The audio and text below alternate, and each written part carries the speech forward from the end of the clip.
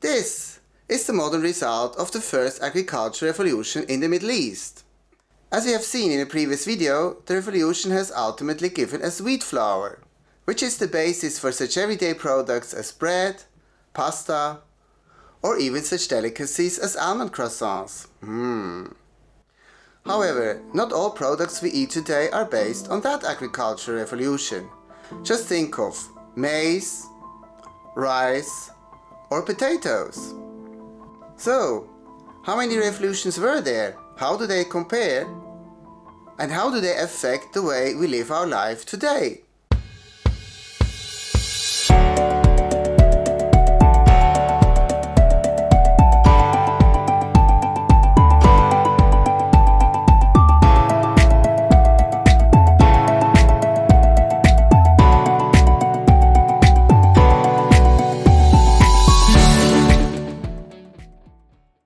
Hello and welcome to this 7th episode of Edo Ergo Sum, I Am What I Eat. In the last 2 episodes of our mini-series about the Neolithic Agricultural Revolution, we were looking at the one in the Middle East, which has brought us bread, pasta, dairy products and beef among other things we eat. It was, however, not the only one. It seems as if the invention of agriculture in the Middle East was not so special, but a sign of the time, as this invention was replicated elsewhere independently within a few thousand years. In China, in New Guinea, in Africa, and in 3 places in the Americas. A few thousand years is not a long time if you take into account that human-like creatures roamed the earth for several million years and modern humans for 300,000 years. Just look at this world map from Wikipedia about the Neolithic agricultural revolutions. The first one on the list is the one in China. It happened about 2000 years after the one in the Middle East and followed a similar pattern. This time it was rice, another grass that became domesticated along the banks of the Yang Tse and Yellow rivers. The third and fourth major regions which had an agricultural revolution were in the Americas, with maize in Mexico and potatoes in Peru, 2000 years later, while countless other crops joined the ranks of domesticated plants over time, and there occurred other spontaneous smaller revolutions in Africa and New Guinea that brought us bananas, sugar, millet or coffee as a result. The 4 ones from Asia and America were the most important ones for mankind. How do these 4 revolutions compare? Well, they produced roughly the same result. Farmers instead of nomads that were predominantly vegetarian instead of predominantly meat eaters. We can detect some differences. 3 of them were based on a grass, and the odd one out, the one in South America, was based on a starchy root plant. Potatoes.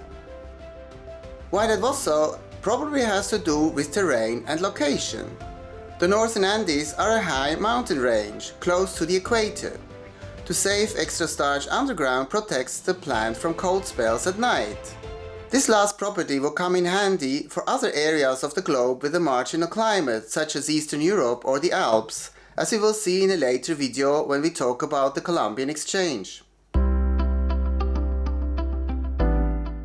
Humanity's new lifestyle was such an important event that it gave the era its own name, the Neolithic or New Stone Age.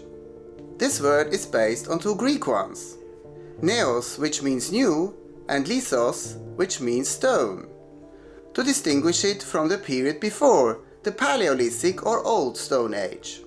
Producing one's own food has had profound consequences for the development of mankind.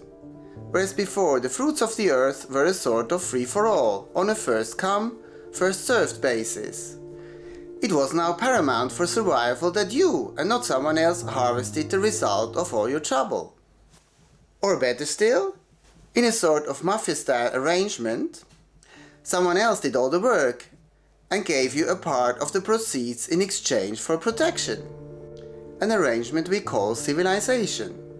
It is therefore no accident that the area of the first agricultural revolution also became the region with the first kings, taxations, cities, and armies, as these deals became to be known. How about outsiders? Those that did not yet plant their own food. If outsiders were prevented from stealing the harvest, the new way of life opened other perspectives. Imitation. The revolution spread in a relatively short time. 5,000 years after the first einkorn seed had been planted in the Middle East, agriculture was standard practice. In India, North Africa, the Mediterranean, southern Russia, and Europe up to the British Isles and Scandinavia. In Asia, the new lifestyle of cultivating rice spread to the rest of China, Korea, Japan, and Indochina, and there too produced civilizations.